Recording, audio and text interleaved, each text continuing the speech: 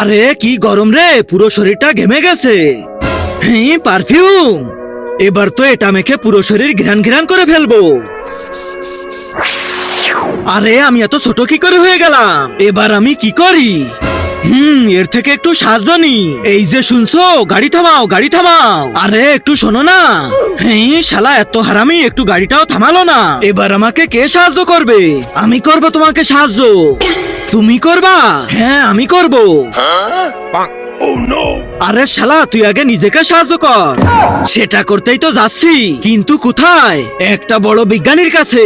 ও আমার পা ঠিক করে দেবে আর তোকেও বড় করে দেবে। তুইও চল। আচ্ছা চলো। এই যে বিজ্ঞানী, জলদি একে বড় করে দাও। ঠিক আছে। কি মজা, আমি বড় হয়ে গেছি। ইয়াহু!